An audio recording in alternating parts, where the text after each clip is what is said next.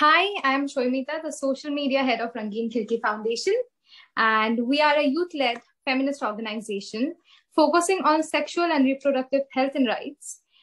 We are based in Kolkata and we work pan-India. And today we have with us in conversation Seema Anand. Seema is a Kama Sutra expert and mythologist, storyteller, and the author of The Arts of Seduction. We are super thrilled to have you today, and we are very, very thankful, and we really appreciate that you have taken out your time to have this conversation with us today. Thank you for having me, Shamita. Thank you so much. So through this conversation, we are trying to decode or understand the history of pleasure and sexuality, and see how heteronormative patriarchal structures over time has impacted how pleasure is perceived till date, especially for persons with gender and sexual identities choices which does not belong to the binary boxes of man or woman, heterosexuality or monogamy. We want to explore the possibilities of revisiting or reinventing the existing perception of pleasure and how that impacts so many lives. Through stories and myths, we are willing to draw a parallel between the past and the present and reflect on outer course, focusing primarily on individuals identifying beyond the heteronormative realm. So that being said, let us dive into it. I'm ready if you're ready. Absolutely. Let's go for it. Let's. So the first question or the first thing we want to discuss is, so a lot of mythological stories which reach to us are either emphasizing more on the binaries or are confined within the strict structures of heteronormativity and monogamy. But we do know there is more to it, on which we would love to hear some anecdotes from you. I think that there's always been more to it. It's just that, like I always say, that if you want to, the stories that we tell actually define our identities. So if you tell stories, depending on how you want society or your community or the area around you, or even the people around you to behave, you put out those stories. So if you put out a story of what is a good woman, a good woman is somebody who never objects to anything that's done to her. She keeps silent. Her husband and her in-laws' family honor is the most important thing for her. The more you tell those stories about what a good woman she is, oh my God, she's like a devi, she's like a goddess, she's so perfect, then that's what you expect women or a good woman to be like. The moment you tell stories of a woman who stands up for herself and argues back and says, no, you can't treat me badly. I'm also a human being. And, you're shown to be this ladaki, you're shown to be this bad person. You've created an identity of how that's not the kind of woman you want to be. That's not the sort of person that you're aspiring to be. So it's all very aspirational. This idea of how you construct society, how you construct a community. My friend Nivedita Menon, who heads the feminism department at JNU, she writes in the introduction of her book, she says that there is a whole machinery that works underground to keep the story from changing. So, with every passing age, with every passing year, with all passing time, change happens automatically. I mean, there is no way, even if you take a glass of water and you put it on a table for 1 year, it's not that it's going to remain unchanged. Change happens automatically. The idea of trying to keep something exactly the same, you have to work really hard at doing that, to control that change, that change doesn't come into being.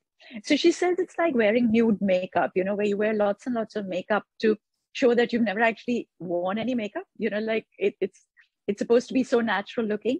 There's an entire machinery that goes into making sure that the story is kept the same, but in a very natural way, because in the instance of somebody fighting against that oppression, as let's call it oppression, because that's exactly how the woman's narrative has been. It's been surrounded by oppression. It's been surrounded by control. It's been surrounded by instructions on how we can or can't behave. If you do it overtly, people will see that there is a problem, and there's like a subversive movement that starts and becomes more and more obvious that, we're going to fight against this oppression. When you keep it at this very aspirational, kuch badla hi nahi hai, this is what we actually should be, sadiyon se, it's like for centuries, this is exactly how things have been, this is the best way to be, you don't realize what's going on. You fall into that pattern. It's amazing how much work goes into creating and maintaining stories. So every time, and I always say that if you want to create change, the only way of creating change is if you change a story. You can make all the laws that you want. Nothing will make any difference on the ground. The only time that something makes a difference on the ground at grassroots level is when you're telling a different story, when you tell stories of acceptability. So, I think that the mythologies, the ancient folk tales, the stories that were passed down to us, there are plenty of stories over there of women who choose to make the change, women who choose their destiny, women who decide what's going to happen going forward. We have just noticed over time that they have been laid to rest, they've been buried as far as possible. And if not buried, they've been changed. There's only the tiniest little bit of change that is required to actually flip a story completely. You can tell that same story from a point of view of choice, or you can tell it from, that it was put upon you and you have to do it. And I think that we've lost a lot of these stories, not necessarily lost, but certainly they've been taken from us. So my biggest issue when I was growing up, for instance, was that I did not have any role models. We're always talking about, why is everybody in India trying to ape the West? Oh my God, you're trying to be so Western. So anything that is kind of almost slightly innovative or liberated or moving forward, your first remark that you get from people is, oh, you're trying to be so Western. This is not what we do in our culture. But I didn't have any role models when I was growing up. So we were told two stories. One is the Ramayana, which is with Sita, and the other is the Mahabharata, which is told with Draupadi. And growing up, I don't think there is any young girl in India who says, I want to be exactly like Sita. Because Sita is depicted in a manner that you feel that that's not how you actually want to be. Draupadi is depicted as the one who fights for her rights. She's the one who is loud. She voices her opinions. So everybody ends up saying, I've heard this all my life. I'm now 60 years old. I grew up in India. I heard it all my life. Yeah, Draupadi is the one that I would like to be like. You get older, you learn these stories. I want to tell you, Shamita, that Sita is the strongest character that you are ever likely to find in any story.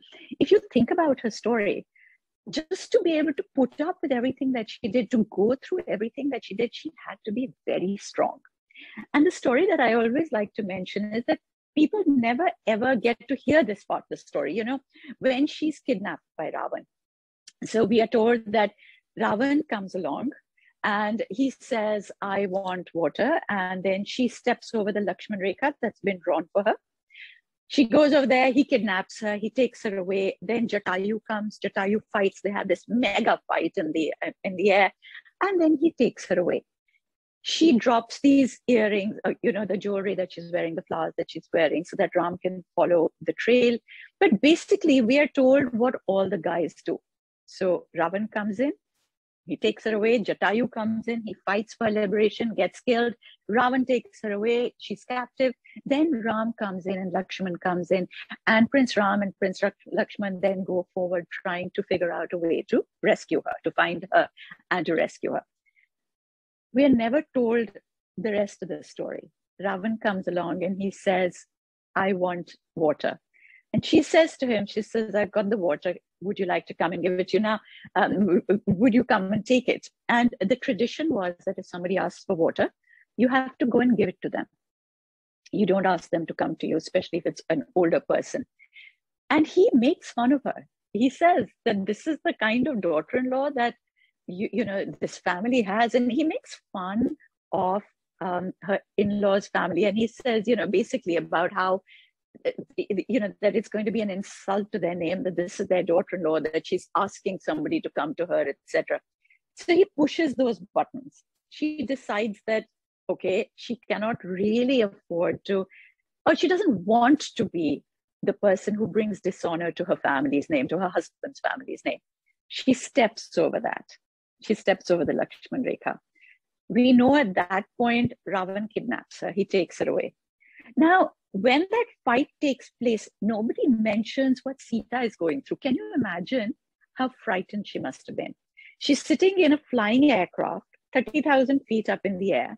There's a mega battle. She has no idea what's going to happen to her. She's being kidnapped. She cannot get away. There is a mega battle going on between Ravan and Jatayu, and we are told in the Valmiki Ramayana, it describes that, how the flying chariot is sort of going from side to side. It's like being in a mega storm. She's inside. She's being flung around. How frightened she must have been, and yet she has the presence of mind to take off her jewelry and to throw it out and say, well, maybe Ram will find it, maybe my husband will find it, and he'll know what's happened to me. We never mention that kind of strength. We never talk about the fact that when she's in Lanka for 1 year, she's in captivity, she's all alone, surrounded by the enemy day and night. Can you imagine how strong she must have been to maintain her balance, that she doesn't get so distressed and so frightened that she kind of gives in completely. She doesn't get sort of so familiar with them that please treat me so nicely that they can take advantage of her. And neither does she get so arrogant or like hold them at such a distance and get so kind of, I guess the word is arrogant and sort of vicious about it, that they will get angry and then take it out on her. So she maintains a balance where they don't mistreat her and they don't get too familiar with her. Can you imagine what kind of power that takes? She has no idea. Till we are told that Hanuman arrives there and he gives her the ring and says, don't worry, Ram is on his way, which is much, much later. But she has no idea whether anybody's going to be able to come for her, what's going to happen to her. She is over there all alone. Why don't we tell these stories? Why don't we tell the story of the kind of power and the kind of strength that she had to maintain her own dignity and safety for that entire year? That's what I mean, that we have no role models. Also, when you get further along and you read the Mahabharata, you realize the trials and tribulations that Draupadi goes through, and actually she doesn't end up being as strong as Sita even. Hers is a really, really unhappy life. So yeah, I think that we just never get told stories of women that we can follow, powerful, strong women. And there's nothing wrong in being a powerful, strong woman. It just means that, you have an identity. But maybe that's what was scary for the patriarchy, that,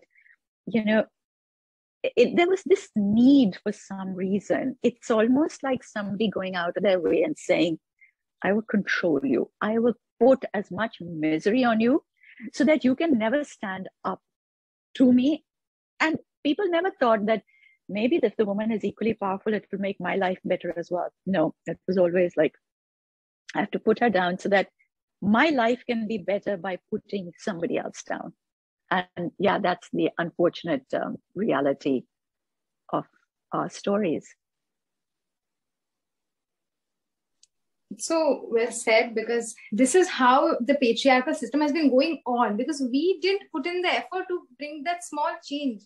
Because before today, I didn't know the intricate details of those things. I mean, obviously, did see Draupadi in a certain light and Sita in a certain light. And now I realize that there's so much more to it.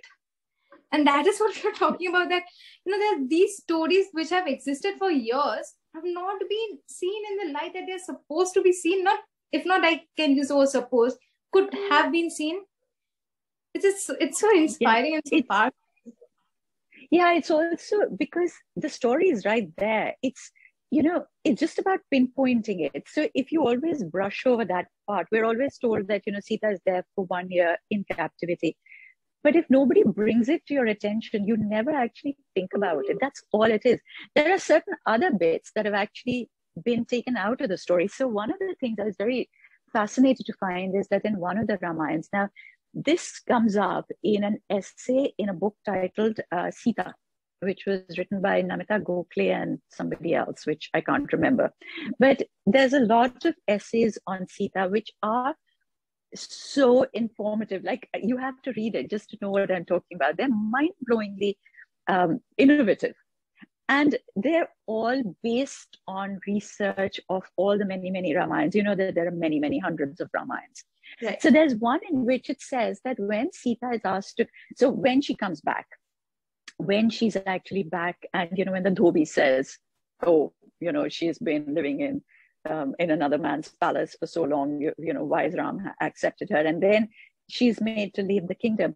So we're told that actually what happened at that point is that there is a court case where citizens from Ayodhya come and offer a perspective. So it's like a for and against argument for this. And apparently the final argument is, like there's lots of arguments about, no, she was pure, she didn't do this. Look, there is this thing that if Ravan had tried to assault her, his head would have burst open, because that's one of the myths that we're told about Ravan, that he could never assault anybody against the woman's wishes. So there are all of these, but the final argument that is put forward is where Sita's... so the final argument is that here is a woman who, that she steps over the Lakshman Rekha. That she deliberately stepped over the social boundary that was created for her, because she felt that at that point that was the right thing to do. And in this case, we cannot be sure what else she might have considered the right thing to do in her circumstances.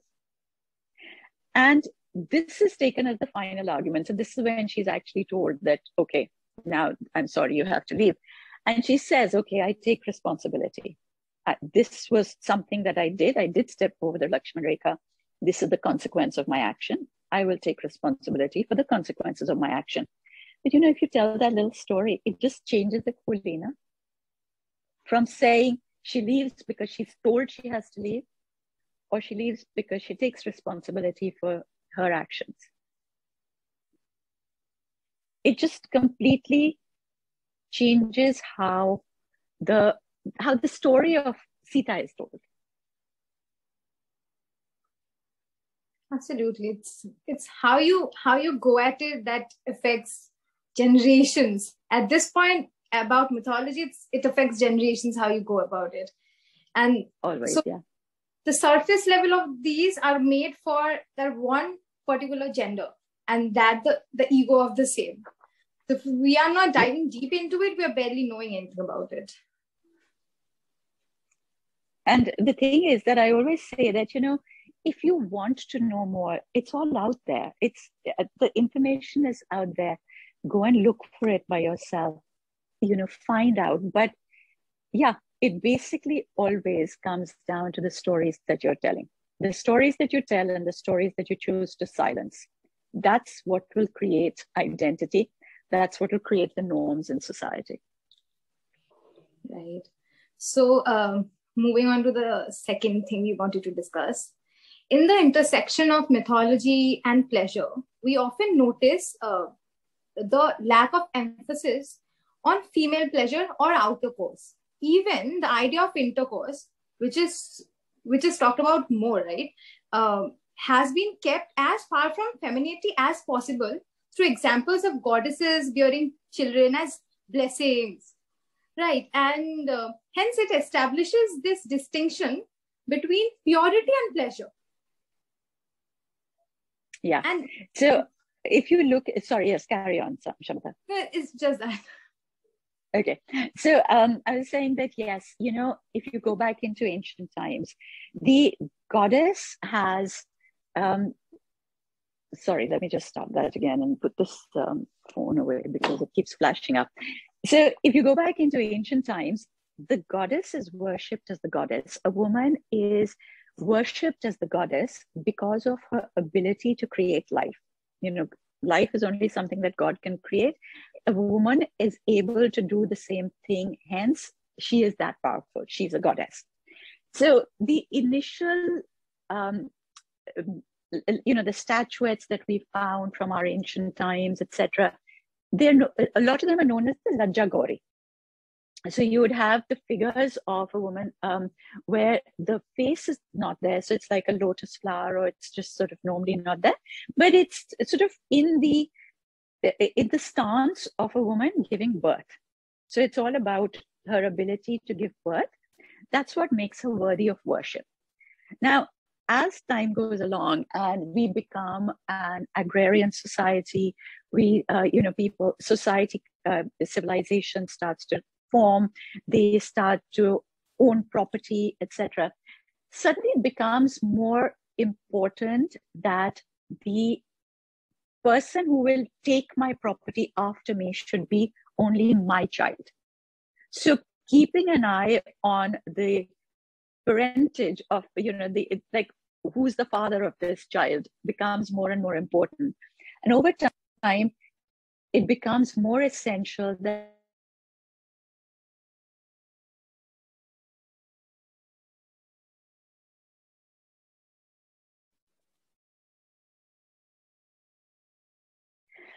And so as time goes on and, suddenly people start to now acquire land and they want to make sure that their property will go to their child. So it becomes more and more important that the woman is now kept under control, that she cannot go off and have somebody else's child who then comes into their house and starts taking over their property and their money. And so this is where that whole idea of the enclosing begins, where the control comes in, that, okay, now she's got to be over here and now we are going to be able to control her. And so the idea that the woman is producing a child doesn't change. That is still the same. It just goes from being her power to now being her weakness, because she is able to go out and have a child, because she cannot be trusted, that, a woman has so much pleasure inside her, she can never control herself. Who knows what she'll do?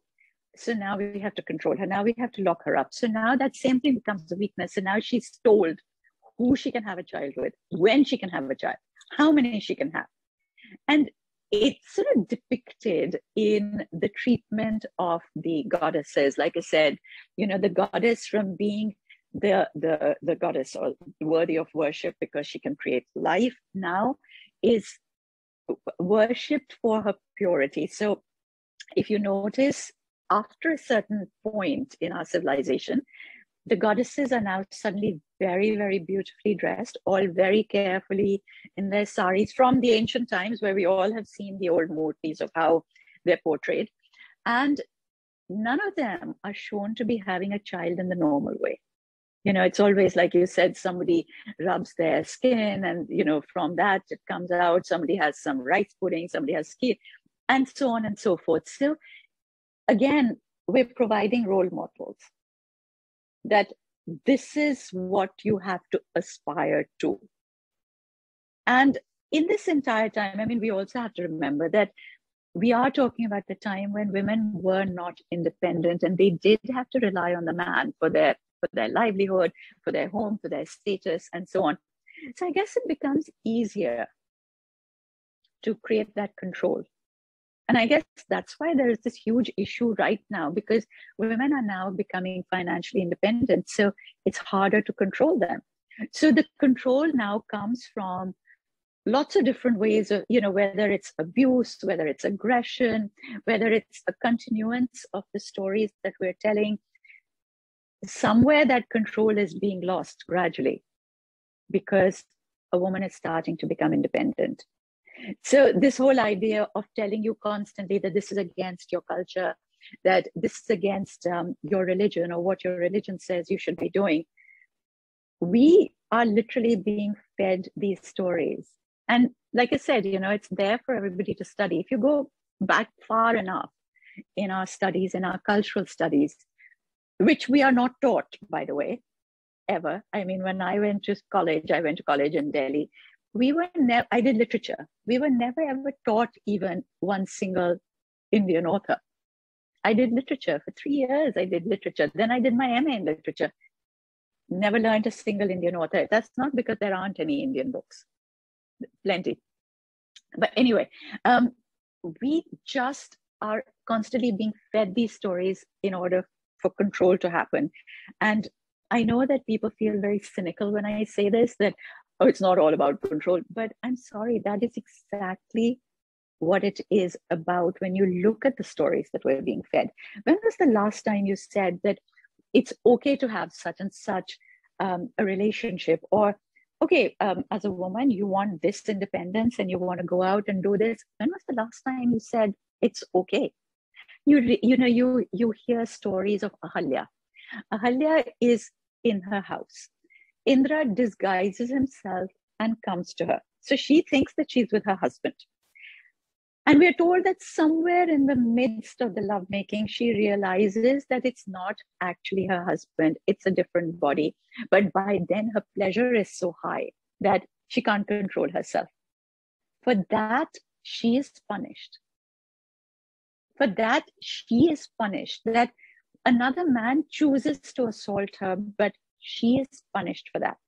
And what is the punishment? We're told that she's turned to stone, which basically means that you are ostracized, you're thrown out of society, that you're made voiceless, that you're no longer given a voice, you're not allowed to speak anymore.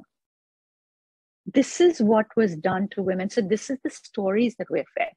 Then you have stories where, a woman will say, okay, fine, I don't care how you treat me, but I will continue to do this because I want to fight the fight. So the stories then go further to saying that they're coming after your children. So the next set of stories, like we have the story of Mamta, who is the wife of Brihaspati's brother.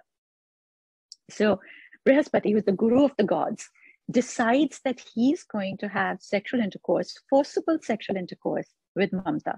And Mamta says to him, I'm pregnant, don't do this. Now, for whatever reason, he goes forward with it. We're told in the story that she becomes pregnant with his child too. Now, I don't know, like I said, it's a story that's come from so many hundreds of years ago. I don't know what the changes are. So basically she says, I don't want your child. You forced yourself upon me. She aborts that child. She's then punished because the child that she has from her own husband is made blind by the gods for daring to say, I will stand up to another man who came and forced himself on me. So it was all about control. So if a woman was thought to be standing up for herself, the stories then changed that, okay, tum aisa karogi to, the gods will punish your child. There is no woman out there who will take that chance and say, yeah, fine, go ahead, punish my child, but I'm going to stand up for myself. It's horrific the way that this is done. And then, of course, we have this weird kind of control, or, it's almost like an unwritten legal paper somewhere that says what age a woman is permitted to feel pleasure. So pleasure, also woman's pleasure, is only to be had through permission. So the man has to grant you permission, or the men in your life have to grant you permission. And it's not just the men in your life, it's also the society outside, which is not the men in your life. But so you're told that right now, okay, you're very young. No, I'm sorry, you're too young to be having pleasure. You're not married. Okay, you're at a certain age, which is now the right age for pleasure, but you're not married. No, you cannot have pleasure because you're not married. Unmarried women shouldn't be having pleasure. Now you have got married and you can have a child, but now you've had a child. No, now, sorry, pleasure is finished for you. Now you're in your 40s, Jawan bache, you've got young kids. Aren't you embarrassed? Aren't you ashamed of what they'll think of you? No, you can't. Now you're an old woman. No, you're 60 plus, you can't even think about pleasure. Now is your time to start doing puja part, this constant kind of thing. But then we're told that Acha, no. So at one stage, you're too young. You're 17 years old, you're 18 years old, you're 19 years old. You're too young to think about pleasure. You should not be thinking about sex. But you know what? There's a really good rishta that's come for you. I know you're only 18. Why do you need to study? I'm going to marry you off. Now you must have sex. So suddenly, from not being allowed to at that age, being too young for it, suddenly you must have sex. I really don't know who decided to write this particular book or this legal paper on when women are allowed to have pleasure, how much pleasure they're allowed to have, how much pleasure they're supposed to ask for, and exactly what point they're allowed to have pleasure. So you cannot even say as a woman that I am allowed to have pleasure if I'm having sex with my husband, that it's important that he gives me my pleasure first. No, it's when he ejaculates. That's the point you should be having pleasure. If you cannot have your pleasure at that point, you're not a good enough wife. You know how many men will put their wives down and say, she's cold, she's useless, etc. I've just had the most horrific email from somebody who said that she just got married in December. So it's now February. She just got married in December. The first time that they had sex, her husband discovered that she has one of her breasts is saggy. So maybe she has a physical problem where one boob is not quite the same perky boob that somebody in her early 20s should have. And he decided that her family had cheated him by giving him defective woman. So she says that he's only had sex with her twice since they've been married. And the first time he did it, he didn't do any kind of foreplay. He didn't let her use anything. He went straight in. She said the pain was so bad. She was crying. She was howling. She was begging him to stop. And he said, no, you deserve this because I have been cheated. So he feels he's been cheated because one of her boobs is sagging, and his way of making up for being cheated or being put in this difficult spot is to inflict pain on his wife, on a woman. She said that she bled so much, she kind of tore on the inside from different places. He won't stop. Since then, he won't touch her. He's now in front of her, messaging other women, watching porn, doing all of that. He does it in front of her. He's discussed her boobs with his brother and his brother-in-law. So the men in the family are making fun of her. They're actually pointing to her and talking about her body, her private parts, which otherwise you're not even allowed to talk about. Oh my God, no, you can't use this word. But now it's okay for the men in the family to do this. Her sisters-in-law have insisted on inspecting her body and telling her that she's defective. And she's spoken to her parents, and the parents said, beta, adjust kar lo, ab ye tumhari zindagi. This is what we think is okay. And when people say, oh my God, don't you have anything else to talk about? No, because till we have silence around the subject, the violence and the aggression and the abuse will never stop. So we need to break the silence just to be able to stop this cycle of abuse.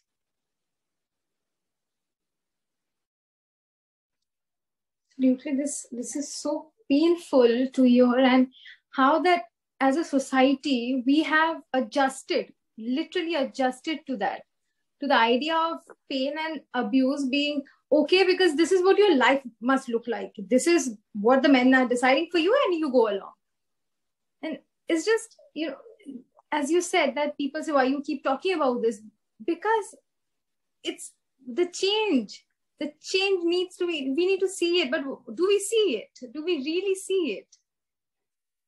No, we don't see it. And it's awful. The whole thing is just, yeah. So, which is why people like us fight this battle over and over again. In the face of the abuse, we fight it just because we want to normalize these conversations. Absolutely. It's just such a heavy topic to talk about. It's always has so much more to it. So there's another aspect of working with the youth that we have come across the barrier posed by language. And while having a conversation about sex, sexuality, and sex education, it limits the accessibility of the field to only English-speaking people. Because in regional language, there is not many words that we can use to describe it. And through your work, do you come across such challenges in reaching out to a larger audience? Yes. So, like you said, we tend to talk about these things in English. The moment that you hear the words in Hindi, they've all been appropriated as abusive words. So, women, I mean, even women generally don't like to use those words because you're seen as coarse and horrible when it's abusive. Even I don't like to use those words because they are just seen as such awful words. And, we have literally, it's about making somebody voiceless. Right? Like I said, when you just take away the words, there's no word left to describe it. How do you even talk about it? We have all of the words in English. There are the colloquial terms, and then there are the scientific terms. We have none of the words I don't even know the words in Hindi. I only know the words which, like I said, I hear in abusive language, and maybe those are the words, but you're hesitant even to use them. So you end up saying, अच्छा नीचे आपके कैसा हाल है, अच्छा नीचे क्या हो रहा है, कैसा लगता है, जब आप करते हो तो कैसा, those are the terms that we end up using. And what we've decided to do, funnily enough, is we've decided to start our podcast, where we, as you know, that on my channels, I do a podcast with a psychosexual therapist called Dr. Anvita Madan. And Anvita and I answer questions that are sent to us from the public about their sexual issues or problems or queries. We've decided to do one in Hindi as well. And we were having such trouble because we were trying to record one. And we were having such trouble trying to find words because every time it came to a word, we literally were then saying, in the sentence, we were saying it in English.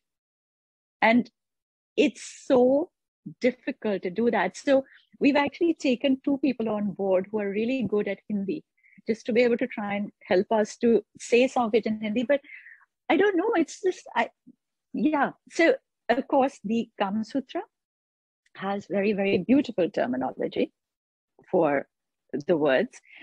And, I think you've heard me say this before, that the vagina was known as the Chandan Mahal, and the clitoris was known as the Madan Chhatri.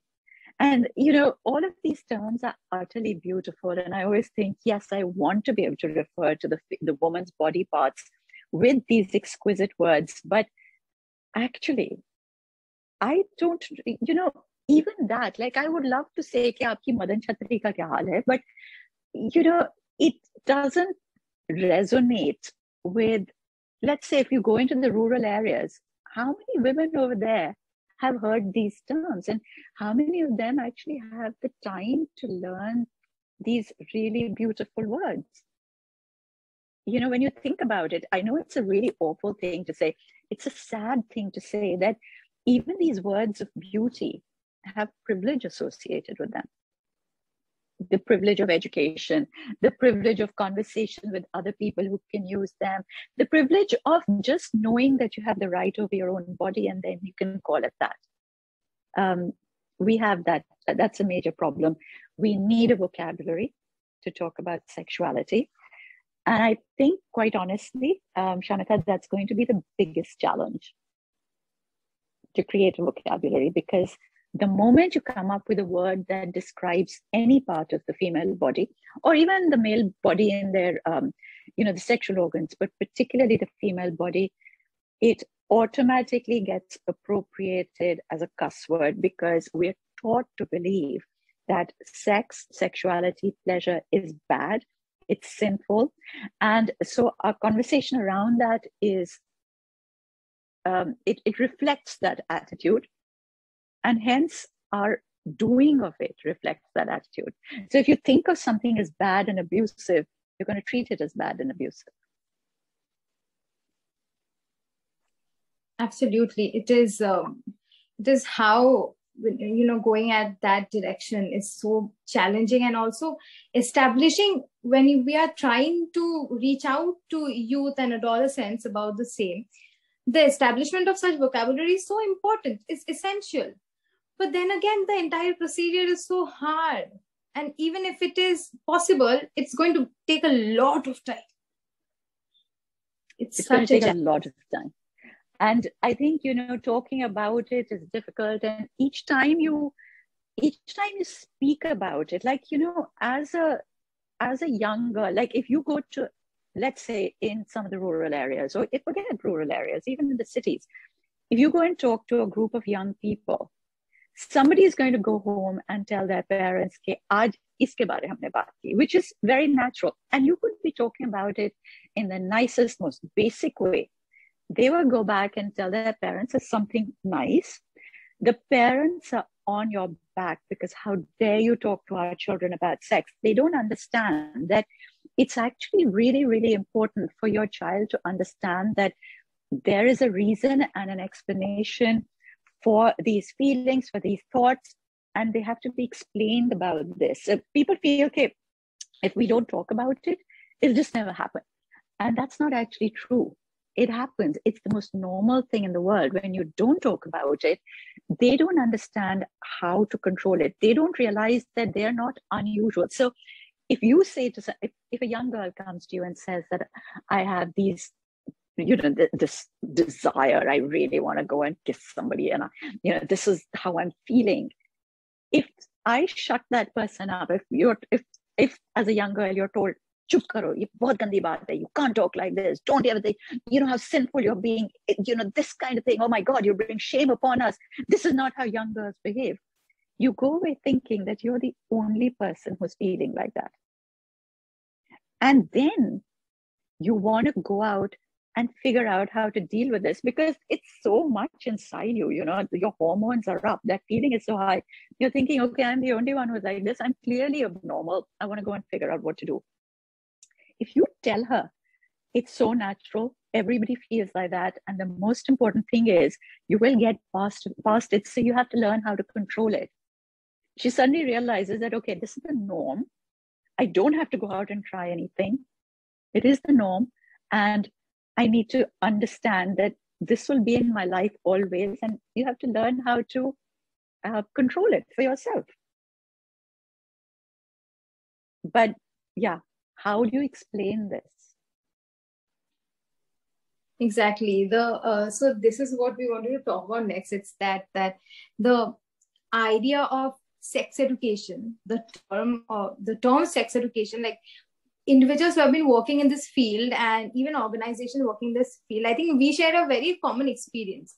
When we say sex education, the word in itself is so misinterpreted that and even that aspect of sex education, that is mental and emotional well-being, it's not considered a part of it. It's not perceived as a part of it. And what this does is that it deprives the young people of their ability to make choices for themselves, because they can't make informed choices anymore, because they don't have access to the information, because before they could get the information, they're already scared of the term, or as you said, the pressure from the family, or that not accepting the idea of it comes into the picture already. So I think we need to maybe change it to be like how to not give in to sex education. Maybe that's what we should call it, and then teach them everything. That's a good way to go about it. That's a very good education that you should not have. So what do you think that does this pose as a barrier in establishing understanding in youth? I think that it's really, really clear that we are deliberately stopping them from understanding and pushing them in the direction of pornography. And if only parents could be made to see that. But for a lot of people, this idea of purity is so intense, it's so ridiculously intense that you actually wonder, like, I mean, I really wonder sometimes how far they think that they are helping their kids. Because most of them are worried about लोग क्या कहेंगे, अगर ऐसा हो जाएगा तो हमारी बेटी की शादी नहीं होगी. Their whole worry is about लोग क्या कहेंगे, हमारी बेटी की शादी नहीं होगी. People will point fingers at, and people, okay, so the first thing, if people understood that everybody is going to point fingers at you no matter what you do, people will talk behind your back no matter what you do, maybe they'd get past it.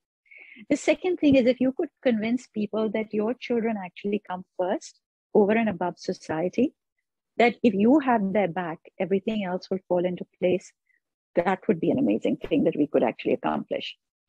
And finally, I think that this kind of abuse, like I said about this young girl who got married in December, this kind of abuse, if it has to stop, it can only come from an education at home.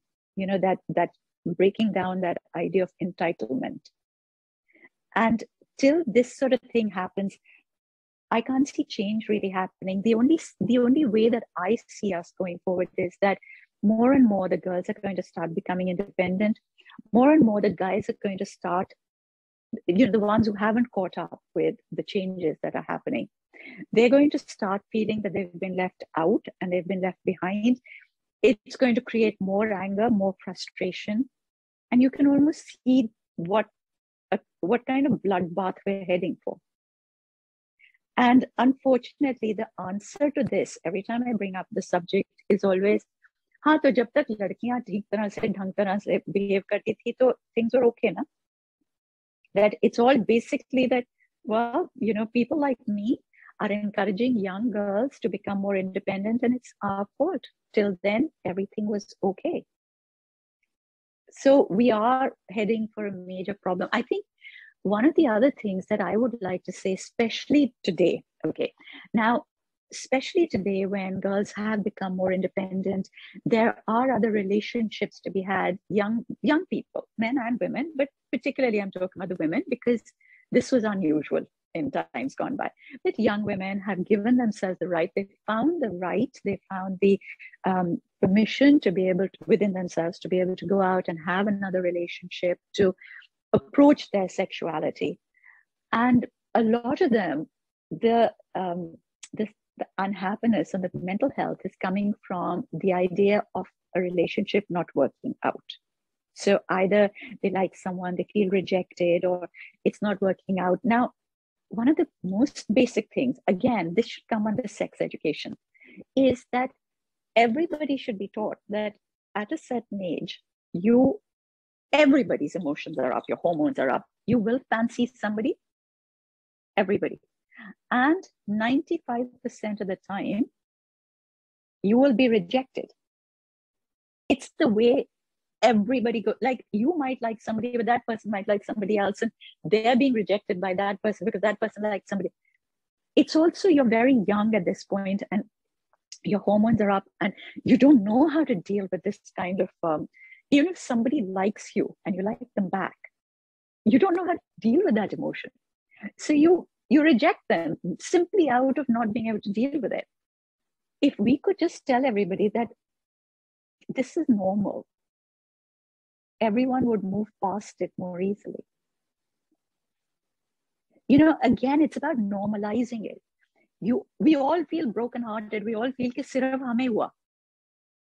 It's really important. I think it's the first thing that you should teach people, that you will feel like this. You will feel that you want to approach somebody. They will more than likely turn you down, and you're not the only person in that situation. And you know how much heartache and mental health that would save?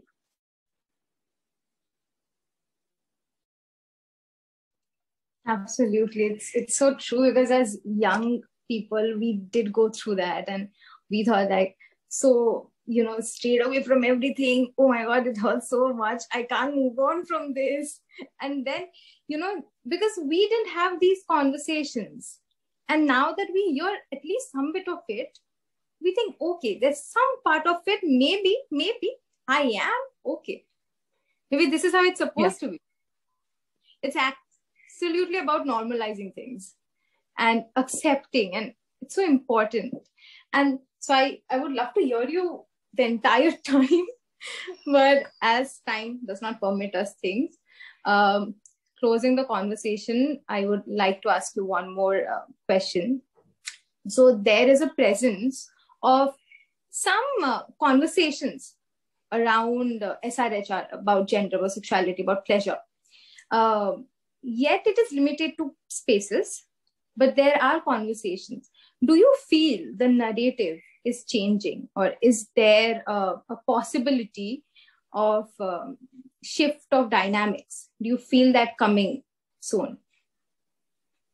So I know that there is a lot of effort being made to change the narrative. There's a lot of effort being made to shift the dynamics. There's a lot of effort being made to stop that shift from happening. It's every time you try and change a story, there's an equal amount of pushback from the other side to stop it from changing. So there is an equal amount of pushback to stop it from changing. And before things get better, they always get worse, because like I said, right now, that pushback is taking the shape of physical abuse. So there's a lot of cases at the moment of really bad aggression and abuse towards women, especially if a woman is seen to be a certain way. It's deemed fine to speak to her like this, to act like this with her, to treat her like this. Bollywood is not helping enough. I'm sorry, but the narratives in Bollywood so need to change.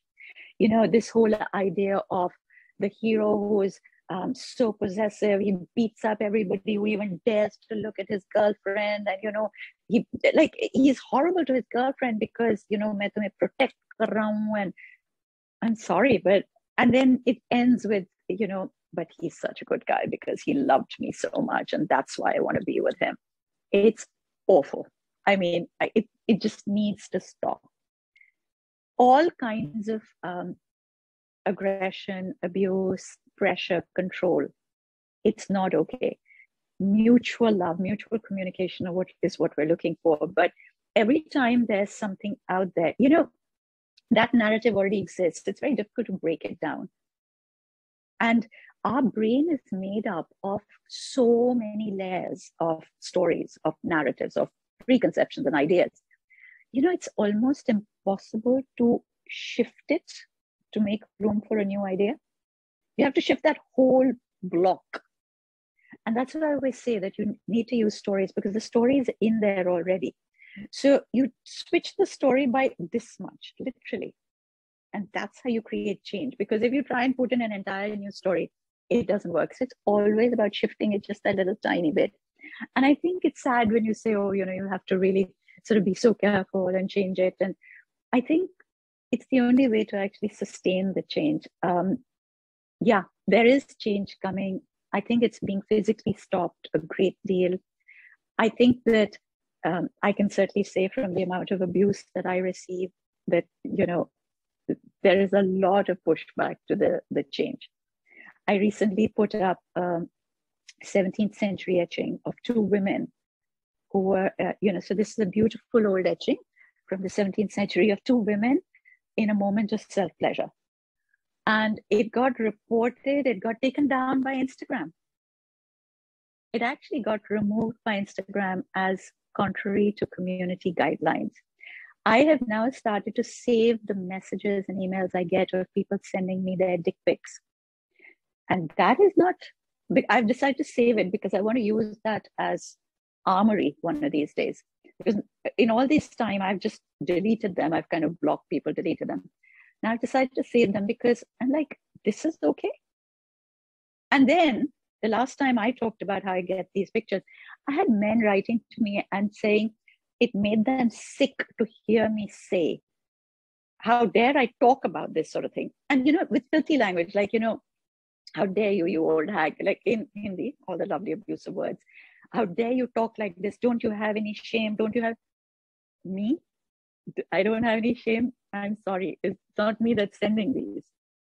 So the narrative will change. It is on the way. And the reason that the abuse is going up is because it's the change is being effective.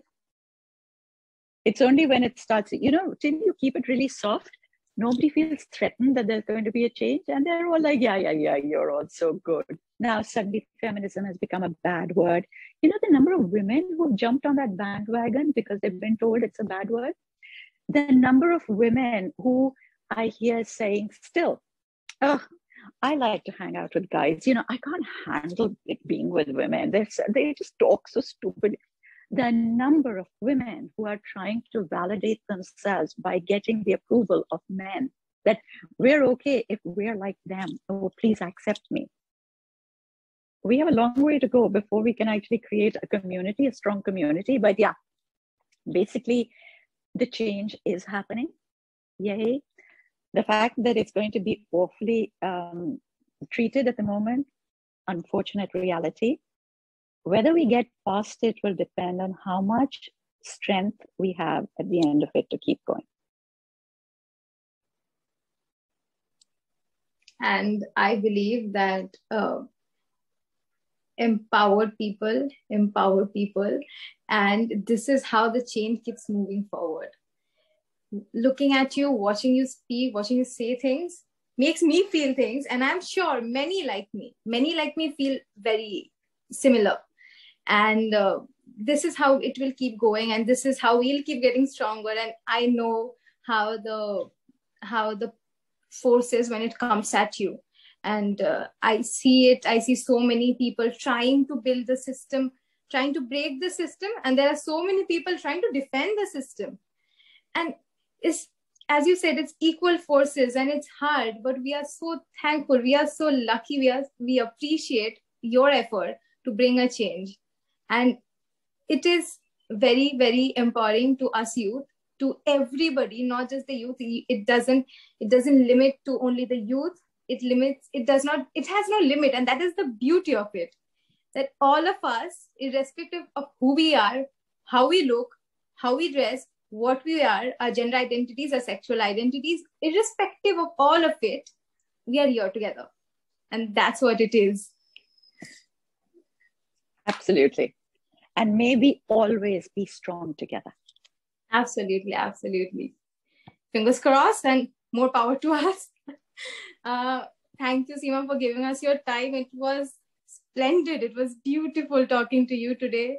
There's so many things we are yet to learn, and so many things you're bringing to us. And we hope that we form a force stronger than any other and beat it, break the system, and create something more beautiful for the future ahead. Absolutely.